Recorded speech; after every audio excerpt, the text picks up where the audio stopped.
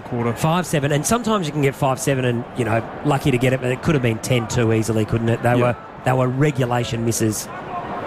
Ball towards the boundary line now. He's got to go out of play or be a ball up, and now eventually it does go out of play. 80 metres around from Port's goal, 25 points the margin. The post-mortem will begin. It's another finals failure. You cannot sugarcoat it. Give us your thoughts, sports fans. It's a disastrous exit. After a club record 13 wins in a row this season, here is Briggs. Throws it on the boot up towards Bergman. He's been great tonight. Gives it off to Farrell. Goes on the left. Spear and kick deep inside 50. They go up. They come down. Here's a right foot snap at goal from Burne-Jones, and he's missed to the right-hand side. They've missed some opportunities. So too the Giants, though, it's got to be said. It's been a real theme for the entire final series. Melbourne can pay testament to that. And the margin now is 4 goals on the budget car and truck rental scoreboard. Buckley in the back pocket for the Giants. 26 and a half played on the Excelsior Hotel clock. He kicks it long down the line. Punched by Charlie Dixon towards the boundary line, and Butters kept it in. Himmelberg attacked it hard. Bounced out of his hands into Butters's. He tries to find Burne-Jones, but series of handballs as the Giants try and link up. Daniels, hands and knees, got it out. Too well to Iden. Iden goes over the top, misses the target, allows Burton to take this ball over the boundary line and out. Outer side wing, it'll be thrown in as Port fans start to contemplate what the last 3 minutes of this game is going to deliver. It's a 24-point margin in favour of the Giants. And will it be the final 3 minutes for Travis Boak? We're not sure. There's a bit to play out there. As Port Adelaide win the football back, it's Farrell again who goes up the line, and he finds Butters, who's been well held tonight. He runs around, comes inside 50, and is that a mark being taken? Yes, I think it is. Connor Rosie takes it. There hasn't been much of that tonight. Those two linking up. He goes right to the top of the square, ball off hands and off the boot, but it's a Giants player, Iden. The margin now 23 points, and fellas, for the first time since 2014, both top 4 sides are going to go out in straight sets. So it's been 9 years since that has happened. It's been poor, isn't it? And it's Melbourne and the Power who are going to do that. Keefe in front. The 2 form sides going in were probably Carlton and GWS. Yeah, and you look at the offenses versus defensive, like what games stack up. That's exactly that, Timmy. They're all elite in attack and elite in defence. It's probably something Port has to look at. Their game style or plan or strategy hasn't held up in finals, and I think this campaign they've run out of juice. Yeah, run out of juice and run out of. GWS kicked 9 of their 13 players. goals from stoppage. Port kicked 3. Yep. So Wines, and there's going to be a free kick for blocking. I think it might go Charlie's way. No, going to the Giants, going to Briggs. He's toughed it out. He's banged up. They need him for next week, don't they? Just signed a deal to 26, I reckon. Good player, Treaders. Oh, he's old school. Yeah, he's got holding a his very shoulder. sore shoulder, hasn't he? Good mark by Lockie Jones. He's been serviceable back there, I thought, tonight, him and Bergman. He's looking to switch play. He goes to that man, Bergman. And he tries to come up the middle of the ground where Rioli is. It was a very good kick. He then hits Burne-Jones, gives it off to Houston. His kick smothered. Oh, bowled him. Went straight through Willem Drew's legs. As they kick it out towards Bedford. He's got some jets. He has got some jets, especially this late in the game. You love those jets, Tim. Oh, please, yes. I just want a jet. Still be playing, wouldn't I? Find those legs. If you only had one of them, though, that's a bit good. awkward running. Yeah. Good call.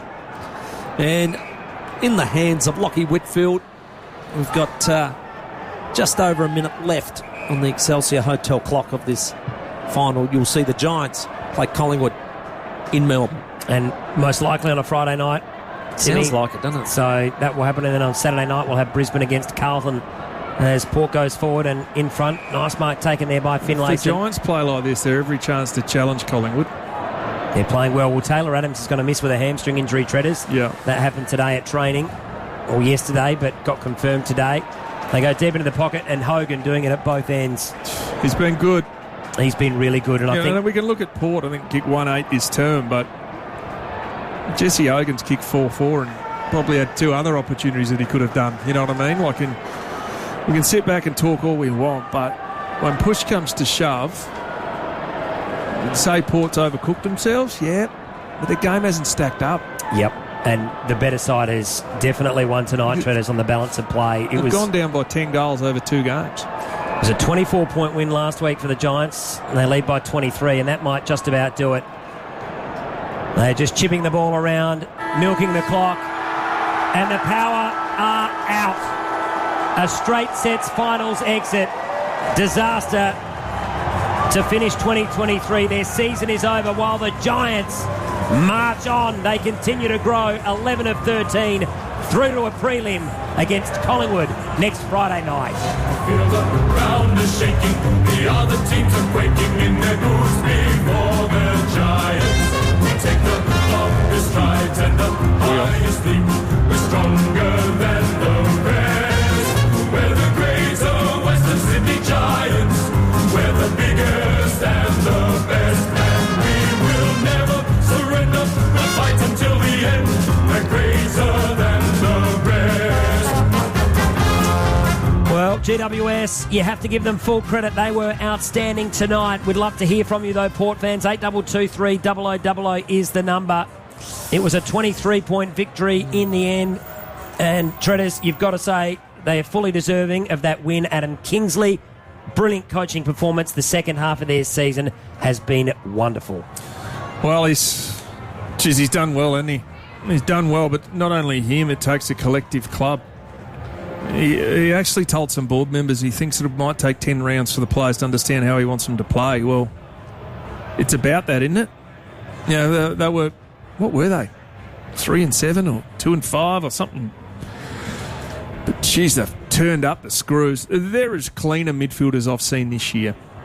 And when I mean clean, I'm not talking hit to space and look beautiful. I'm talking when it's there and you've got to be tough and you haven't got the ball, they pin their tackles, they dispossess the opposition. When it hits a ground ball, they grind their way out. And then they've also got the pretty stuff, the good stuff when you run to space. And in that second term, the handball chain was just elite.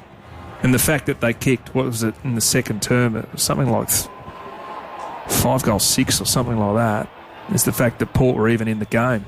5-7 in the second term was just, it was a masterclass and too good. Whereas Port, yeah. It was an amazing effort there. They were 4-8, Treaders, the Giants, and then finished 13-10, and now they've won another couple of matches with the back-to-back finals. And what? 8. The Giants were 4 wins, 8 losses. Yep, and they finished. Then they won 7 on the trot, I reckon, before they played the Sydney Battle of the Bridge. Yes. Lost that, then lost here, and then have gone again. Wow. Yep. So great effort. They won 9 of 11 to finish, and they're now 11 of 13 with these back-to-back finals wins. So they're the hottest side, I think, in the competition right now. With Carlton. Yep, and we've seen it. They've come from the bottom 4, Timmy. Wow. We're going to get straight to the calls, fellas. Treaders, we've got a lot to dissect, and I'm sure a lot of people want to talk to you and Timmy as well. So please, let's get into this after the game now, all thanks to our very good friends at Bi-Urban Bathrooms and Kitchens. We're going to start with Matty on the Gold Coast. Hi there, Matt. Hey, Matt. You there, Matt? You're on the line. Matty. Hey, Matt. No, we'll come back to you, Matt. We'll keep on moving. Let's go to Antonio, right in the heartland from Alberton. G'day, boys. I'm Treaders, and I just wanted to ask you your thoughts on what we delivered tonight.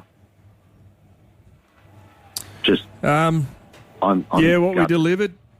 What we didn't deliver. What do we do? What do we do? We're a footy club that prides ourselves on what we want to achieve, and that's what we dish out after being first, second all year, and we deliver that. We're just not coached properly. That's what I think. It starts at the top. I don't understand why. Why did we go early with re-signing our coach. I know that this is something that maybe you can talk about right now, but why the hell did we sign him before the season was over? I can't answer that because I think everyone knows where I stood. I went very early in the season and then said around the time that they were looking to do it, it didn't make sense, the timeline. Because for me, the judgment, and I think, Timmy, we've had these chats many times, the judgment was always going to be finals. We're not talking about a coach who's been there 3 years. It's 11th season. I'm just looking on ground, Treaders. It looks like Tom Jonas is doing his farewell. Yeah. So I that's not, Antonio, that's not a decision that I was involved in, or there were former players that were garnered their opinion, and I assume they were part of that to make that decision. For me, Port Adelaide's always been about winning finals and winning premierships in big games, and I get the AFL system is different to the SANFL system. There are more teams. It's arguably as competitive, if not more at times. I think we lack ruthlessness. And we lack ruthlessness on the field tonight. The first quarter, you don't give up 3 goals from stoppage and get bashed at clearances 17-6. Clearances to half-time 29-12. Goals from clearances 8-3 in the first. 7 goals, 3 to half-time from clearance. So ended up 9 of the 13. But it's just not good enough. And you can talk about missed opportunities. Port kick 5-10 from turnover, and the Giants kick 4-11, so that cancels itself out. But the reality is, when I say we, every Port person sits back and goes, we should have been 10 goals down, Timmy, at half time. Yeah, it wasn't good. Yeah. And we can't say late games and you hang in and all that. They didn't chuck the towel in, but no, they didn't. Yep, they kept fighting. But you got to fight. You got to throw more of a when the game's on the line. And exactly, I felt like we limped into finals. Our form wasn't great. And you the said, last 7 weeks. You said tonight you were concerned about the health of several players, and it looked like they were proved. They were battling. It proved. And let's be tonight. frank. Houston, amazing year. Butters, amazing year. Rosie, amazing year.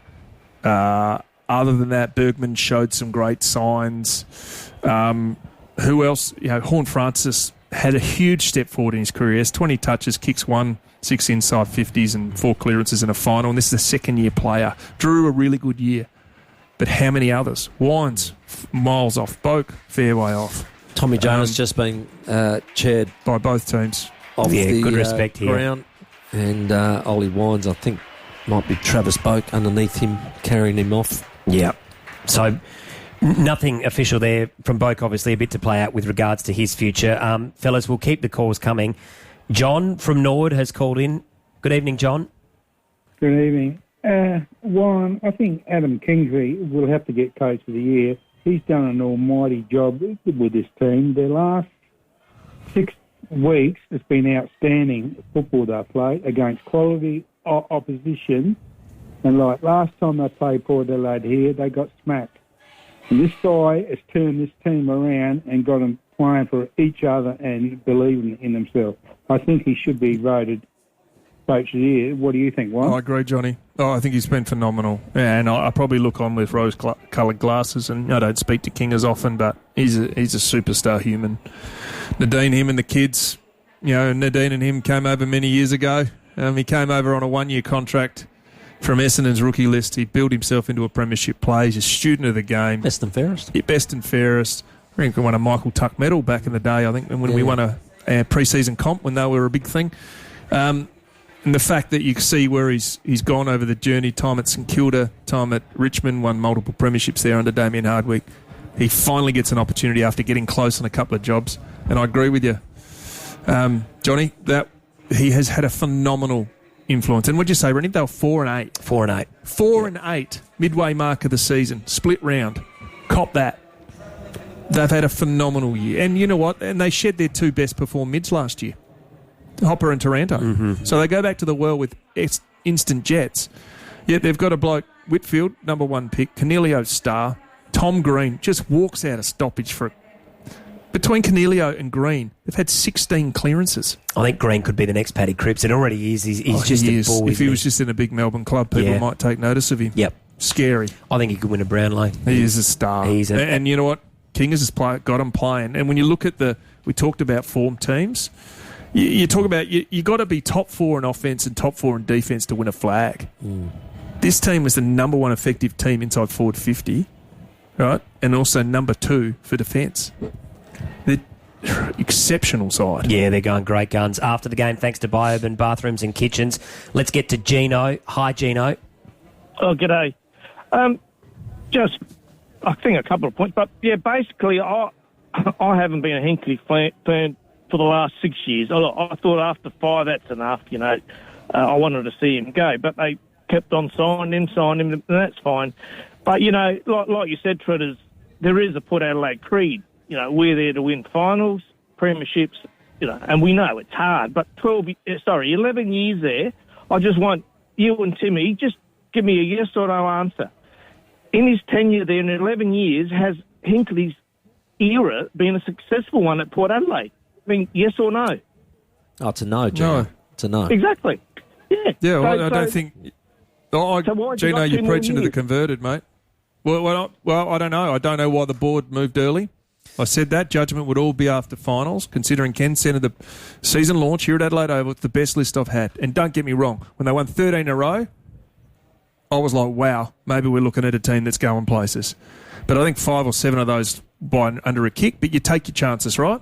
Because you look on the other side of town, Adelaide, they didn't take their chances in the close games, and it probably cost them. So you go, credit where they've improved. But I'm always worried when you look at the defensive profile of Port, they leak too many goals. So is that what's gone wrong, Treaders? Well, I think that, but then also, too, you look at the 2 games, right? If Port were the number 1 team for stoppage to score, right, in 2 weeks, they've conceded, Rennie, 23 goals from stoppage. That's hemorrhaging. And that was Port's strength. So that says to me, they're not there yet. They need more players. Because you look at, Brisbane last week, McCluggage, Neil was down, McCluggage was huge, Dunkley was huge, Rayner was huge. Yeah, they bat about 6, 7, 8 deep. At the moment, I reckon Port bat 4 deep. Genuine. Like Butters, Rosie, Drew, Horn Francis. We've been beaten up in the midfield in 2 finals by... Yeah. When we get nothing out of Ollie Wines, I'm sorry, we'll call it as I see it. He's a Brownlow medalist who's miles off his best. Too many players off their best. After the game, Sad. thanks to Biourban Bathrooms and Kitchens. Let's go to Deborah from Seaton. Hello, Deborah. Hi, how are you? Good, you, Deb? Yeah, all in all, it was a pretty good game tonight, though, wasn't it? Oh, it was a good game to watch. It was a good game Giants to watch. fans will like that. Yeah. Yeah, and I just have a quick message for Jessie out at Salisbury. Maybe you should go buy a box of tissues because I think Coles have got them on special this week. Sorry, not following that one, but... Yeah, okay. Maybe Jesse's a Crows fan. Trev's calling us from Queensland. Trev, what'd you think? Well, disappointed, obviously, but I'm not surprised. Genuinely not surprised. The thing that really frustrates me is you see the same downhill skiers that we've seen for the last 6 or 7 years do the same things, come finals, go missing every freaking time. And you go like, really? And we see nothing different. Like, this guy, old Teflon, keeps getting re-signed by our board. He must have pictures of somebody doing something strange because they think no other club would have kept him this long. I don't care what anybody says. They wouldn't keep him. But what do? We keep signing because he's coaching the best of his ability. And you think, are you people kidding me? Well, they must watch different games to me because I can't see him coach well. He got totally out-coached by a first-year coach. Totally out-coached. Fair enough. GWS is a good side. Let's not kid ourselves. They are a good side. But you know what? We got smashed. We were lucky to be in that game at halftime. And you go, you got blokes in our side that people rave about, and you go, I don't see it.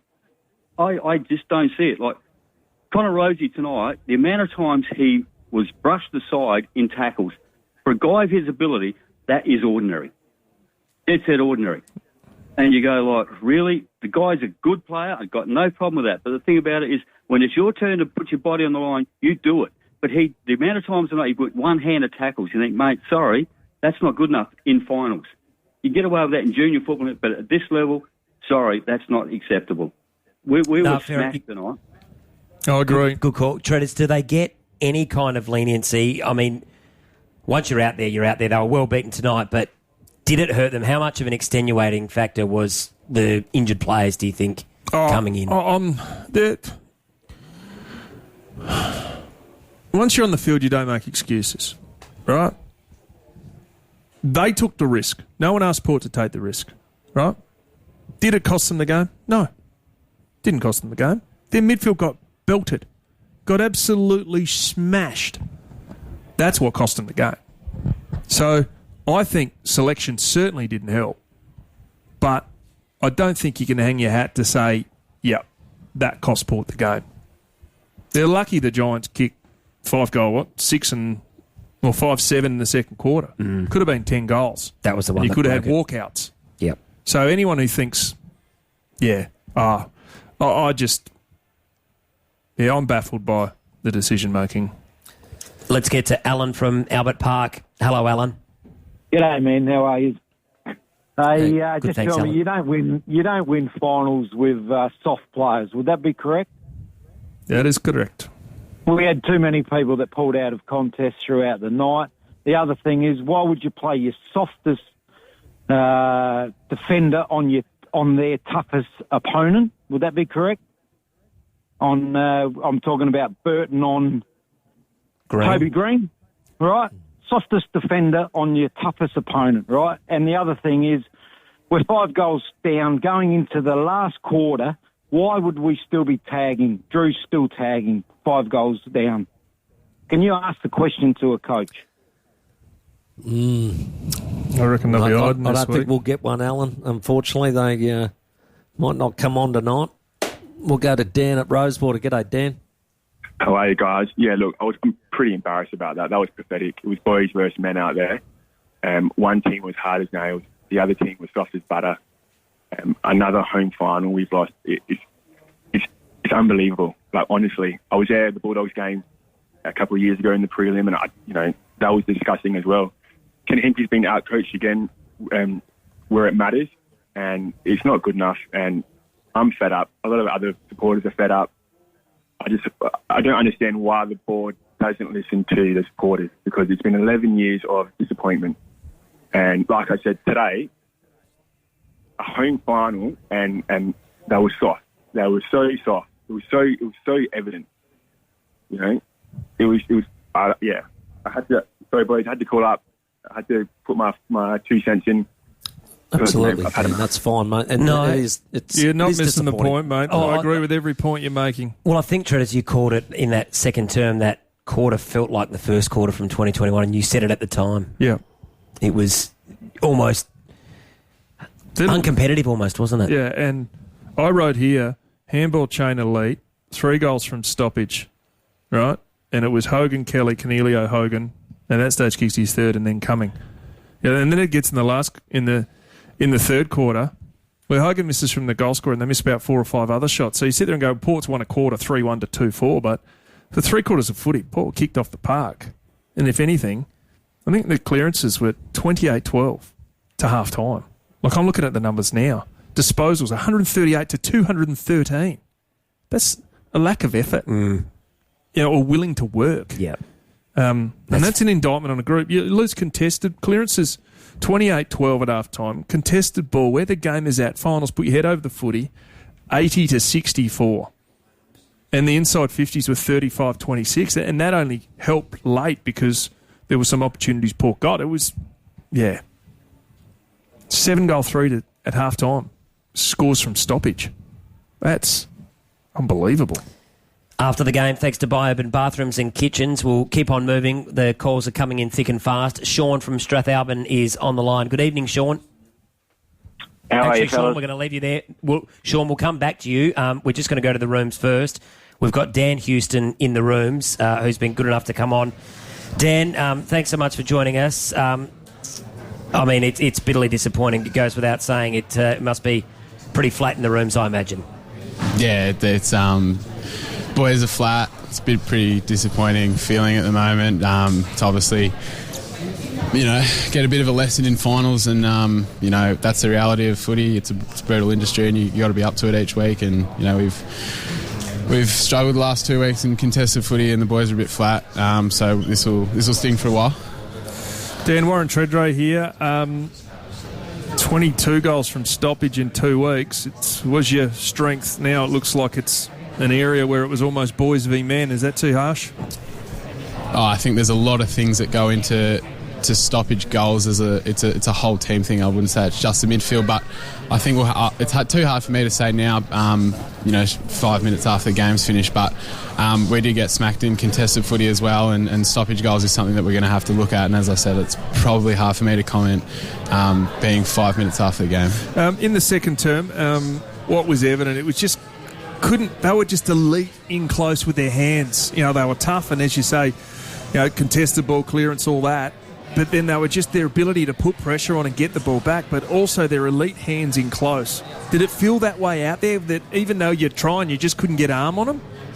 Yeah, it did. They're a quality side, GWS, and they've got some really good mids and half-backs, and they were able to link up and chain and run at us a little bit, which we felt like we took it off them 4 weeks ago. So, it did feel like that out there, and as I said, they won contested footy, ran at us, clean with the footy, and I felt like we were probably 5% off when we had it. Hey Dan, Tim Jennifer, I just felt like we sort of, the health of our list limped into the final series. Was it an atmosphere of like, gee, I hope this bloke gets up, I hope this fella gets through training? It just felt like we were always under the pump. I think there's a lot of speculation. I think from year to year, from game to game, there's always an injury cloud over someone, and each team has their struggles, but we wouldn't put someone out there if they were 80%. That we're making sure people are 100% and good to go. So, that's just the reality of the season. People get injuries and play through them, and I think, some you hear in the media, some you don't, and I'm sure GWS had the exact same thing going on. I thought Burgers, when he went back on, Toby Green did a terrific job, and I thought Lockie Jones was continually rebounding as well. I thought both those young fellas had good nights. Yeah, I think, glass half full for a lot of our young players. They've still got a lot to go to be great players, and I think they got a lesson and some quality experience in the last 2 weeks. So I'm sure it's glass half full, but they've got a lot to work on going into the off-season. And Dan, I know there's a lot to go through, and I'm sure you'll all sit down and go through it in greater detail, but have the coaches had a chat to you post-game, or has it all just sort of been go to your own devices at this stage? We had a team meeting post-game probably about 5 minutes ago. And we just spoke about what finals footy's like, and we've conceded 22 goals from stoppage. We've lost contested footy over the last 2 weeks, and that's where finals footy is won and lost, and clearly we've lost in those areas and lost games of footy. So we'll look at our team as a whole, and players will need to look at themselves individually and see what they can bring for us to go to the next level. Dan, the end of the season's always weird, always falls short, and you go, well, it's ended. What's the plan in this next week? Do you review the game, or is it, I assume there'd be exit meetings now and everything moves pretty quickly where you go away and then all of a sudden prepare off-season, get a break, come back? Do you know what the next week looks like? If it's we haven't made it in our schedule, but going off past years, there'll be a whole team meeting with expectations to meet in off-season and running programs and all that sort of stuff. There'll be exit meetings for individuals, for every single player, where you get to review your season and see, what you need to do going forward, and, maybe get a little bit of pat on the back and how you're gone, and and maybe some injury checks, so blokes might get sent in for surgery or just get checked up just before they go on break, and as you said, it does end very quickly, especially in finals. You're not really expecting to go out like this. You're still, optimistic that you can go forward, and when it ends, it ends quickly. Want to just say, mate, thanks for fronting up. Not an easy thing to do after a disappointing loss. Clearly didn't end the way you wanted to, but I thought you had a wonderful season, mate. Career best season, and hopefully bigger and better next year, mate. Thanks for rocking up. Thanks, Treaders. Cheers for having me on. Good on you, Dan. Dan Houston there, and never easy, as you say. Treaders well said at the end. To front up. It's a weird thing.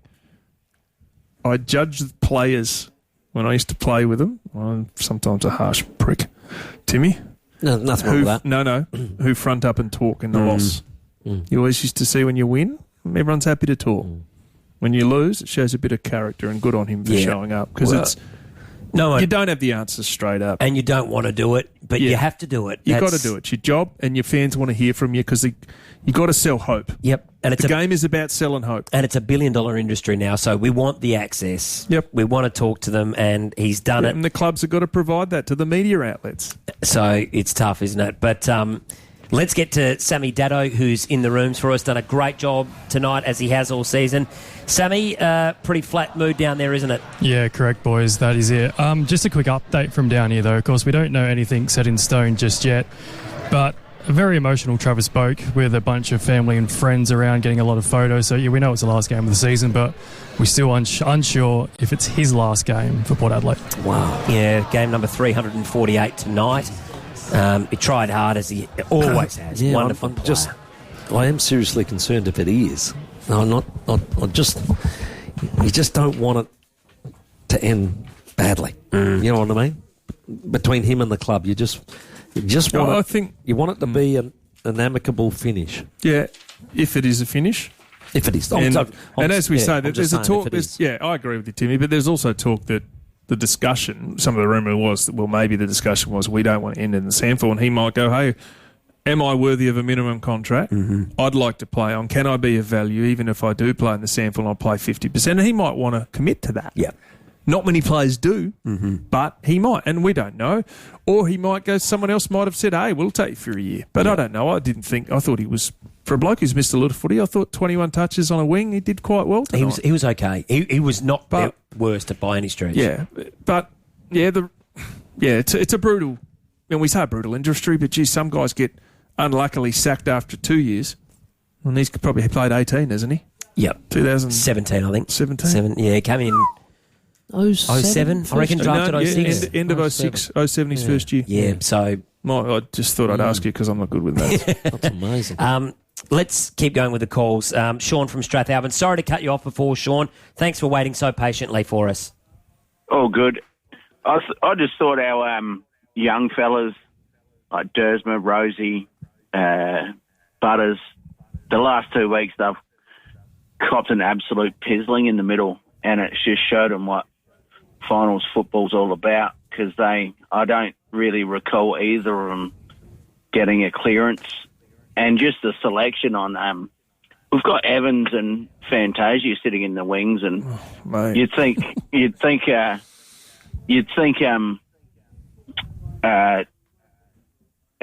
DBJ would have been good to be replaced by one of them for a little bit of spark, a little bit of run, a little bit of goals. I know they're great players too, those fellas in the midfield, but they got towed the last 2 weeks. Yeah, I think they know there's another level now to win finals. And what would we see last week, Timmy? We saw it again today. We saw, hang on, you're a team that likes to walk out of stoppage. We're going to bash the crap out of you. And that's what they did. Dunkley, those blokes just work poured over. And then tonight, as you say, Tom Green worked over. Cornelio, brutal. They're back to their brutal best. And you got to sit back and go, geez, my team's getting pumped, but this other side's got some serious class. Serious class. And they're going to be a big problem for Collingwood. Treaders, just confirmation right now. Friday night, Collingwood GWS prelim, MCG 7:50 local time, so 7:20 here. That's a 6-day turnaround. Going to be tough. But they're playing good footy. You know what? Keep it going. That's in the head. Keep it rolling. Well, keep it rolling. And when you're winning, and when you're up, you want to play again. You're up against Collingwood, who are red hot on their home deck. Nick Dacos is coming about. No one's going to give you a chance, and you go and bring it on. Well, they don't know the tsunami's coming. And Taylor Adams has been ruled out, so that's a hammy. Speaking of big players, Bulls. He's one of those. He's not going to be there.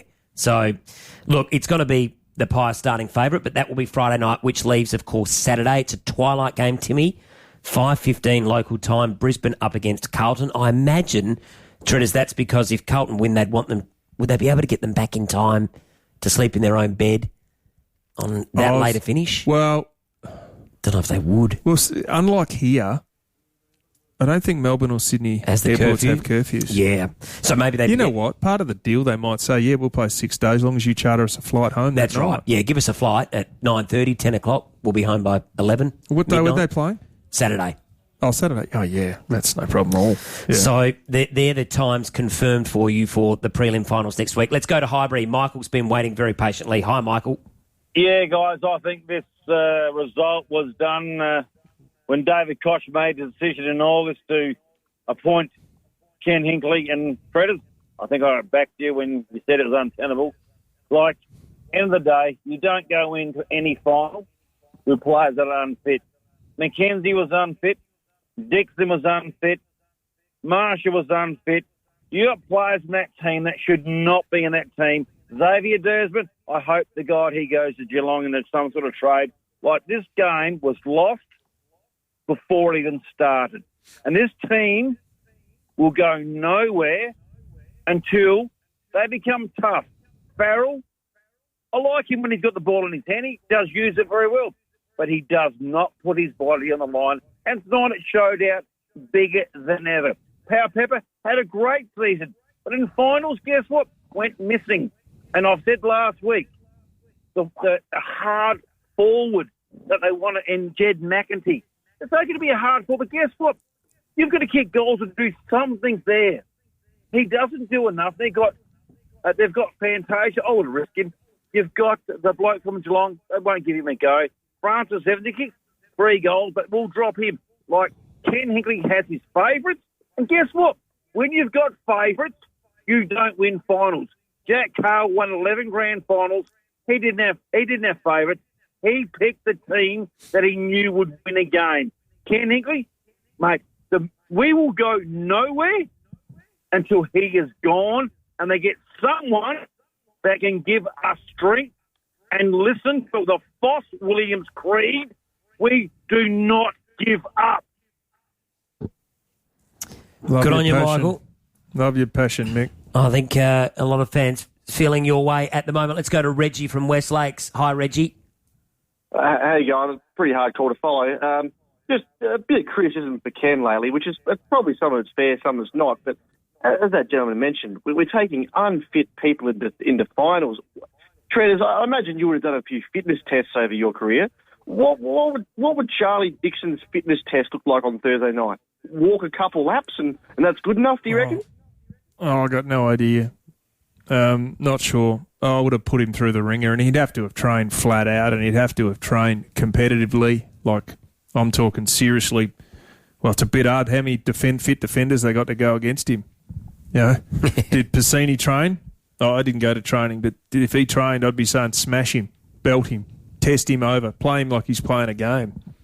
Yeah, Dixon wasn't right, but he wasn't alone. But I just don't think he can take injuries as an excuse. That's the first thing they'll do. And then I'm going to watch my old club. If they roll out the excuse of injuries, we've got some serious trouble because it was an application. There was no injury concern last week, was there?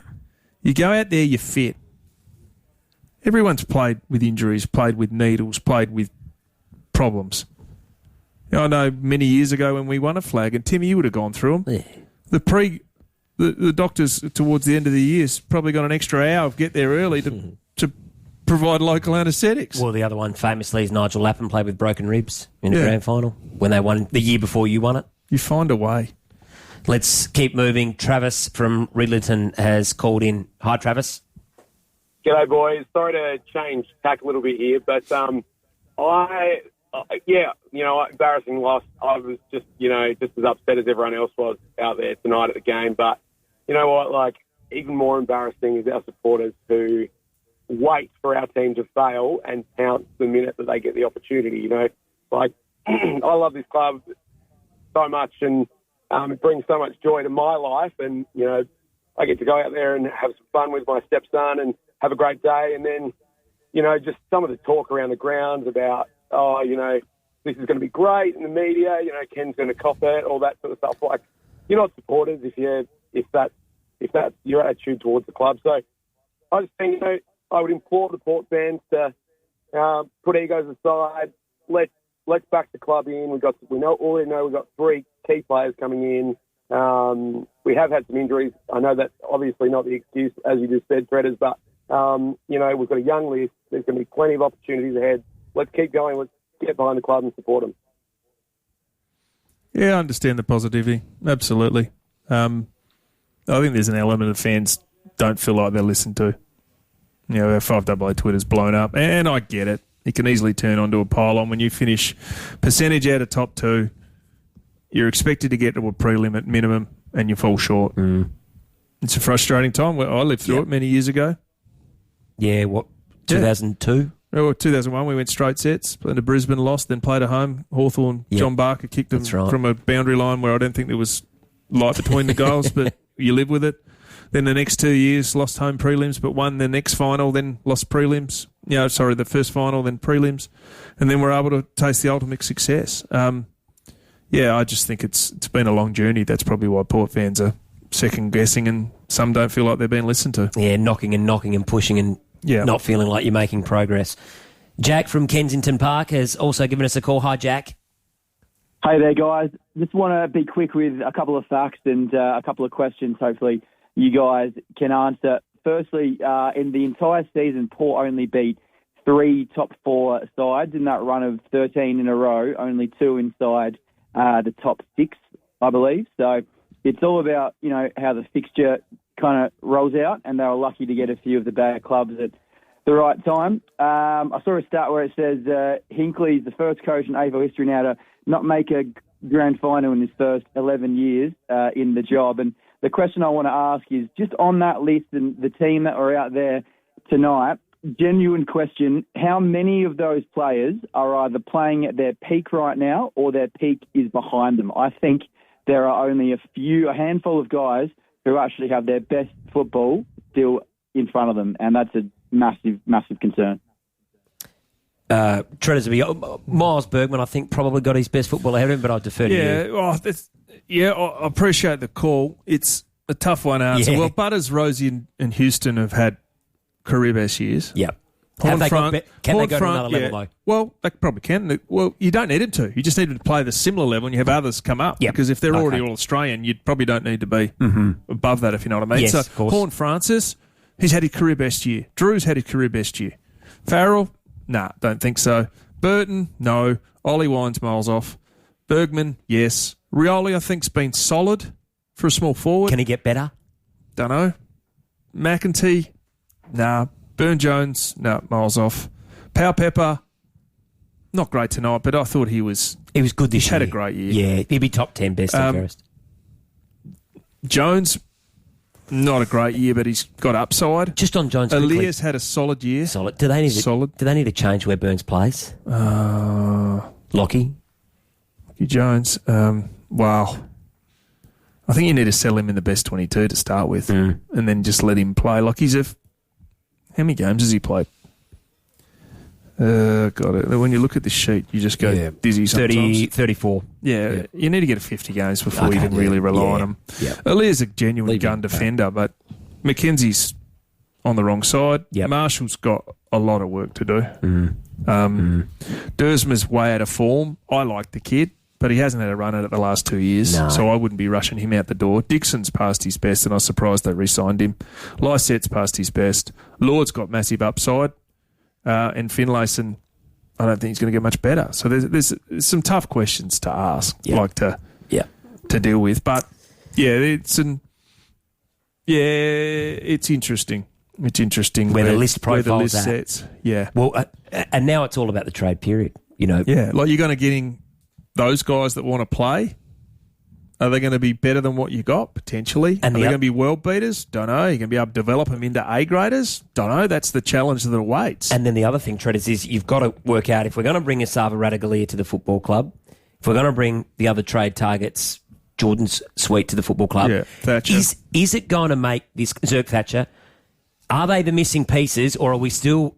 because if you make that call and say that's the missing ingredient to the premiership, that's fine. But if you're still going to be way short, why do it? And the other thing too, Timmy, I'll get your take here. If you're not going to play Ollie Wines as a centre square player, you're better off trading someone. And I don't mean that to be disrespectful to a Brownlow Mellison bloke who's been super loyal. 100%. He's an inside mid. We don't play him as an inside mid because other players have gone past him. Well, if I'm Ollie, I'm going... I want to play as an inside mid. That's my spot. Yeah. Is that? Yeah, that's fair. And he'd still have currency. Oh, yeah, but I don't think anyone's going to be rushing and he wants to leave. But my point is, you've got to play him to his strength. Yeah. It's like putting me on a wing at 6'4" and 100 kilos. That was great until Cup when I was about 60 kilos, but it's just some of the decisions just baffle me sometimes. That was good. You had a good crack at the players tonight. Daniel from Ross Trevor. Hi, Daniel. Oh, good evening, fellas. A bit unfortunate for Port Adelaide going out in straight sets like Ben Shelton. I'm just wondering whether Port Adelaide should explore paying out Ken Hinkley and starting afresh. Don't say he couldn't get the game sold out. I think there's a bit of a protest vote from some of the Port faithful there. Yeah, Daniel, it's just Daniel? been re-signed for 2 years. Yeah. I don't know that'll Daniel's be on the cards. taking the piss out of you, Tim. Yeah. And me. Daniel, thank you for that, though. Thanks for wasting your time, Daniel. Fellas, we'll take a break. Be interesting. Sit a nice big sit on the salary cap if that was the case. Well, that's the thing. It's not going to happen. No, the soft cap would cop an absolute pasting, wouldn't it? After the game, thanks to Bioban Bathrooms and Kitchens, we've still got to get through a few more calls. Treaders, we've got the awards we'll get through as well. We might be seeing in the start of Sunday morning the rate we're going at the moment, but we want to get to the calls. It is the season over for Port Adelaide. Thanks so much for your input, Port fans. We love it. It was the Giants tonight by 23 points. And the Power are out. A straight sets finals exit. Disaster to finish 2023. Their season is over while the Giants march on. They continue to grow. 11 of 13 through to a prelim against Collingwood next Friday night. This is Fiveaa football. The Giants, they were irresistible at times tonight. They got it done. 24 points last week against St Kilda to get into this semi-final, and they win again by 23 points. And it will be them against the Pies on Friday night at the MCG. And then on Saturday, twilight game, we've got Brisbane up against Carlton in the other prelim. 4 sides left in the race for a grand final. But tonight, from a Port perspective, it's all about where it's gone wrong for this straight sets finals exit. We are into after the game, thanks to Bioban Bathrooms and Kitchens. Warren Treadrade, Tim Jennifer, Tom Rim with you. We've got a few more calls we want to get to before we get to our awards, so let's get to them. Gary from Marion is on the line. Yeah. Hi, Gary. Hi, guys. Now, listen, this is all about Koshy. Koshy's kicked in home goal here, fellas. He came out at the start of the season. There he is with his corporate language. We won't make a decision about Kenny's job until August. Well, thanks, Koshy. Guess what? He's actually been there 10 years, and he actually hasn't delivered the team to play their best their best football at the biggest moments. So why not just say, everybody, we make all our coaching decisions about all the people who are in those chairs at the end of the season, because they've been there a long time, especially the head coach. No, Koshy can't help himself. He rushes to the microphone. Get the cameras over here, fellas. Get the right shot. Now, here it is. No, we'll make the decision in August. So he's actually cornered himself, because the same things happened here that happened a few years ago. Remember against the Doggies? Remember what happened? First quarter, they didn't turn up. A whole year down the drain. So, we've leave it over to the corporate Koshy to do the job, and he's failed dismally, lads. Thanks very much. Good on you. Thanks for that, Gary. We'll go to Stu from Harndorf. Hello, Stu. G'day, boys. How are we tonight? I'm bitterly disappointed. I can't tell you how gutted I am. I'm just going to start. Where is the game plan? Where is it beyond what has failed us all season? Let's talk about what happened at half-time. Ken Hinkley coming out and saying we're going to do more of the same. More of what, Ken? Failing for another 10 years? Sign the man. I am disgusted, boys. I am physically ill. I am ready to rip everything up. I'm ready to turn in this lifelong support for this club. I just cannot stand it anymore. I'm physically ill. I just cannot stand it, lads. I am gutted year after year. The same rubbish, the same disgust in my feeling for this club I've loved since I was a kid, the one my dad took me to as a boy at Albans, and my God, I cannot stand it. I am physically ill. Thank you for letting me vent. Yeah, well done, Stu. That's what footy does to Well, you. unfortunately, it does. Yep. And I think You can. That's, you know what that's the passion. I think where it's even more dangerous is when you go past what Stu's doing now, and then you sort of go numb, and that's. I've been numb for a while. That's not a great feeling. That is a frustration that is shared by many. You feel that? I agree with you, Tim. I've been in that space because you feel like you got to say something and step up for your club, and you just feel like no one ever listens. Even to a stage when they roll out the extension, they won't name the board members or committee members who made the decision until Koshy slipped up on the Brekkie show and names Richardson, Snowden, Cardone, Kosh, Kasisi, a few of those people. So, yeah, frustration's there. It is massive. Mate, I'm getting text messages from my son throughout the game. He's Good on on the you, outer Stu. side. They love it. And then people don't ring unless they care. And that's genuine care there from Stu. Yeah. Let's go to Mark at West Lakes. G'day, Mark. G'day, mate. How you going? Oh, good, Mark. Absolutely gutted, mate. I've been a Port Adelaide supporter my whole life. Koshy, wake up. Wake up. I was ready to go down in the third quarter, put a Guernsey on and play myself. Going to keep it short and simple, guys. Hopefully better luck next year, boys. But, step the game up. Hinkley stays. Koshy goes. Okay. Thanks, Mark. Appreciate it. Appreciate the call and the passion. Let's go to Daz.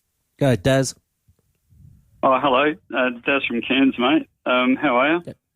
Good, buddy. Good. What's the weather like? It'd be nice. Stewie sounds very ill, fellas. I think he needs a Bex and a lie down.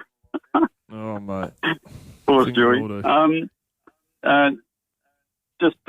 Again, taking credit as well for the 1 point win over St Kilda by giving Daniel Norton the wind and rain reports and which end to kick to when they were up here.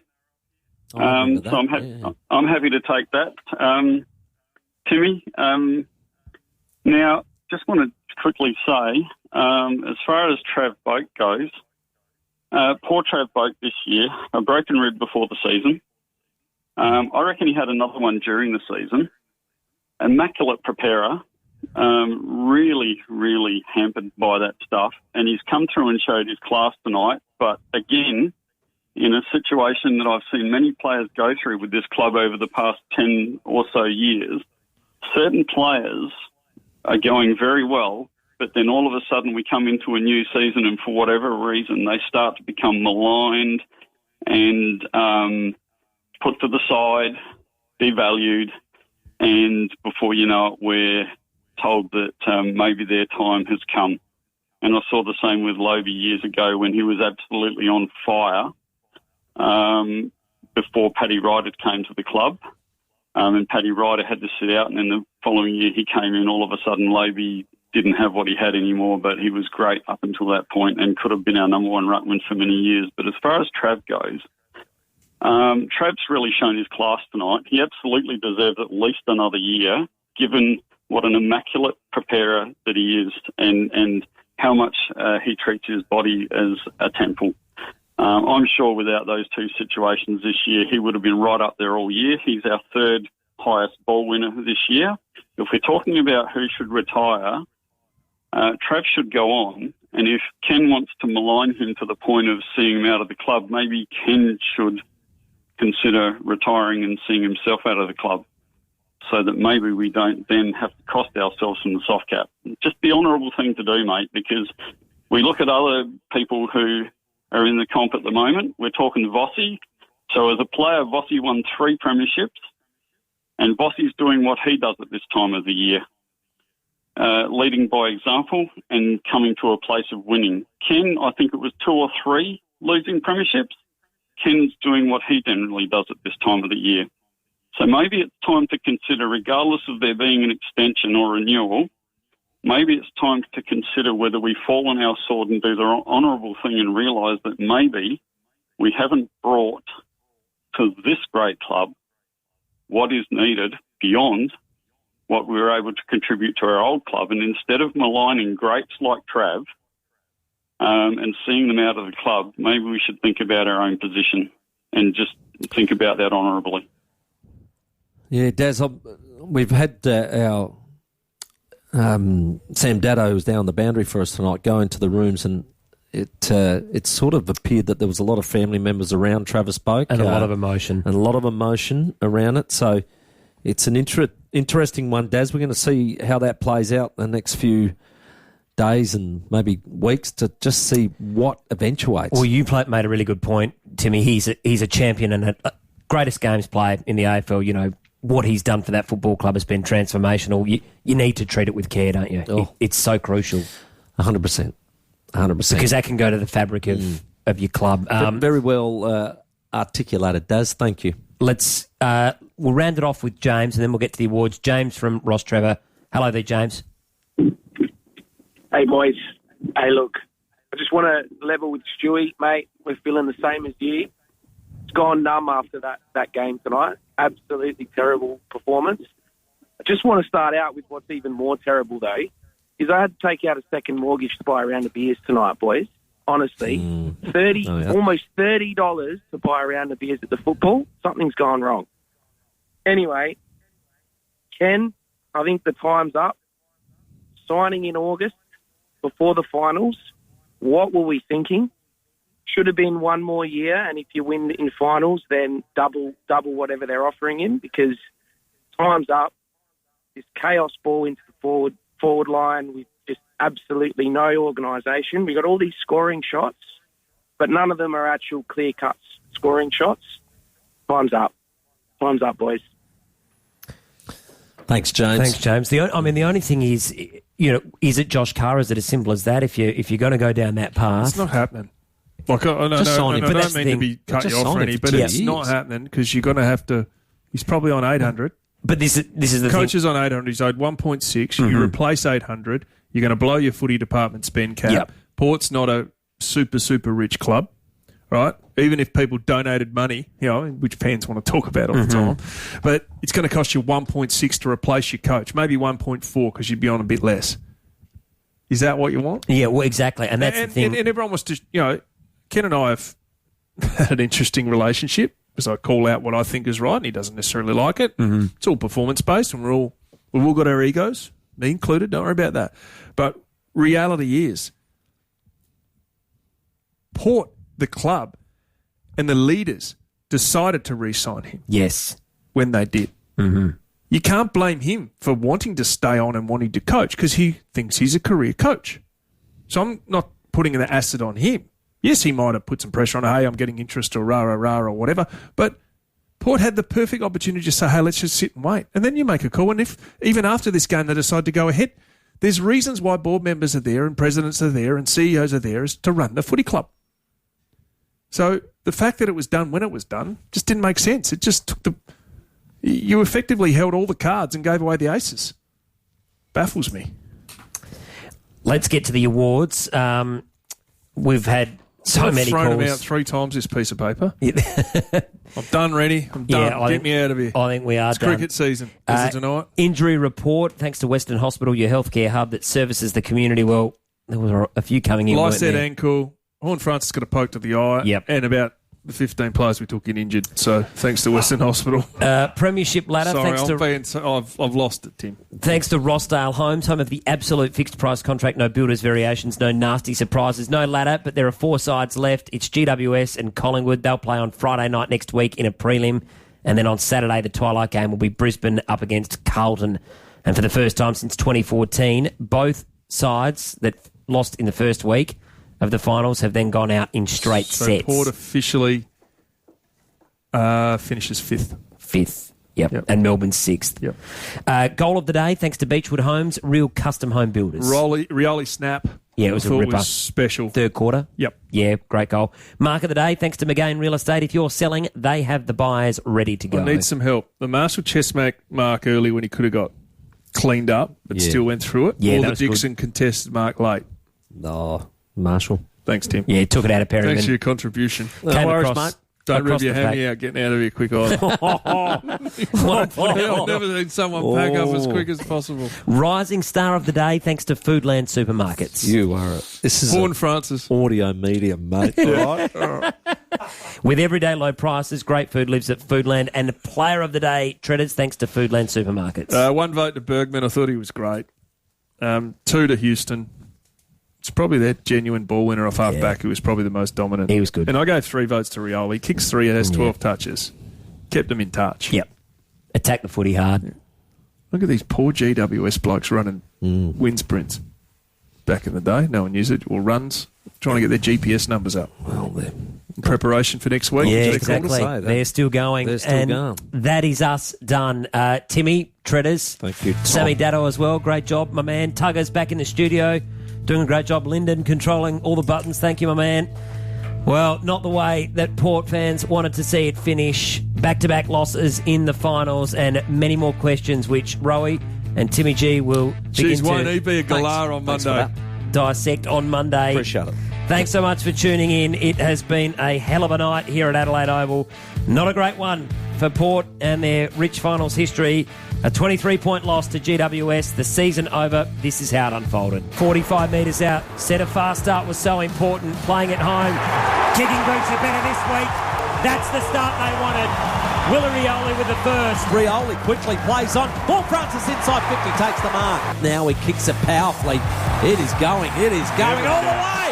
Paul Francis gets himself a goal and Port Adelaide get their second. Picked up by Burn Jones up to the top of the square. It's Rioli. 12 metres out. Couldn't miss it, could you? No. He did it. He's got his second. Bergman now deep Good inside kick. 50. Perryman running back, but also Marshall. That's better Todd Marshall running back to the fly. How's the confidence? He comes in. That's better, Todd. Port Adelaide back in front. Drew got the crumb. Leftward step towards goal. Needs a bounce. Gets there. Great goal, Willem Drew.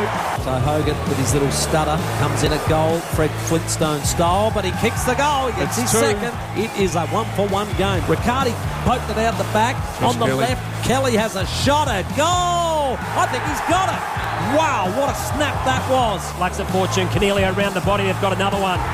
3 in a They row. are on fire. Isaac Cumming, he runs around, gains that extra metre or two, and it might be important. He's got every bit of it, and he's made it. No one touched it. They are running rampant and in total control of this game. Now Pepper, front centre, Rioli, snaps a goal. It's there. He's got 3. I told you the door was open. You just got to walk through it. Drives it inside 50. Lord at the back.